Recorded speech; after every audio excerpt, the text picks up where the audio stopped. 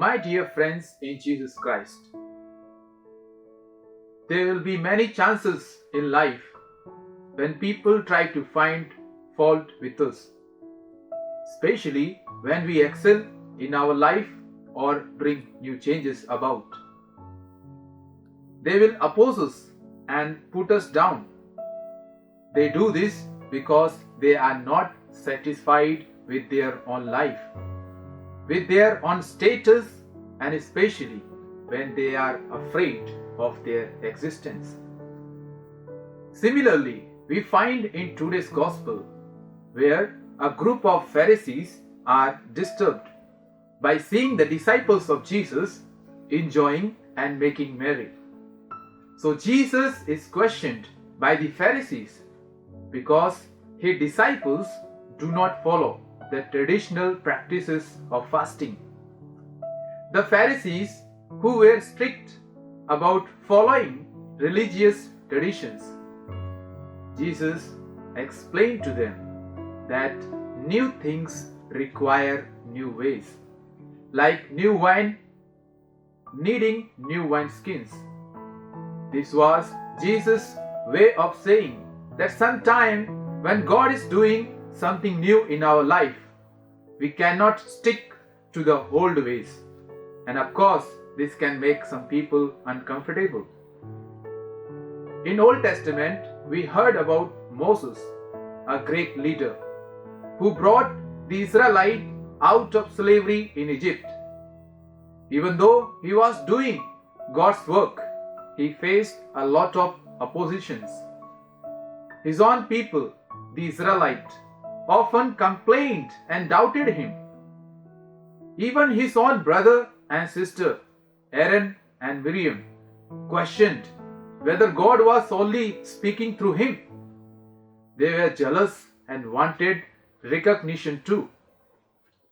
But God stood by Moses and made it clear that Moses was his chosen leader. Or take another example of King David. Before he was a king, David was just a shepherd boy who took on Goliath when everyone else was too afraid. But even before the battle, David's own brothers criticized him, questioning his motives.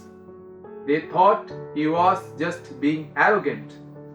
But David did not let their words stop him because he knew his strength came from God.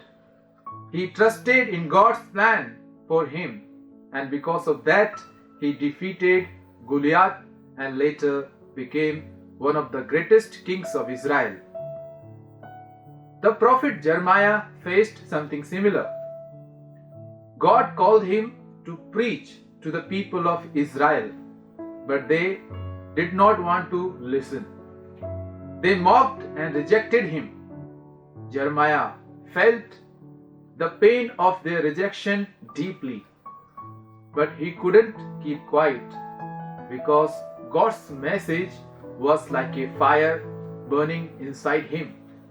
He had to speak out no matter how much it hurt. In Matthew chapter 2, we see how King Herod reacted when the wise men came to pay homage to the newborn Jesus. Herod was terrified because he saw Jesus as a threat to his throne. His fear led him to do terrible things because he couldn't handle the idea of losing his power. Finally, let us look at 1 Corinthians chapter 4 verse 1 to 5, where Paul reminds us that it is God who judges, not people.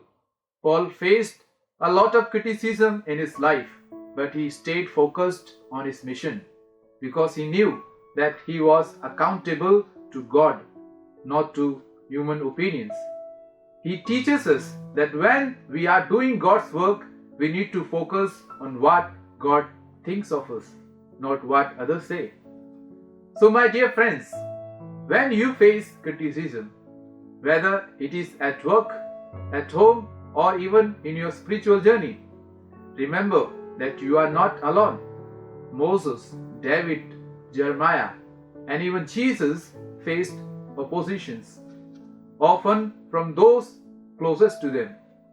But they stayed true to their calling, trusting that God's purpose would prevail. Let us keep our eyes on God, who sees our hearts and knows our intentions. By trusting in Him, we can rise above the negativity and keep walking the path He has set before us. Amen.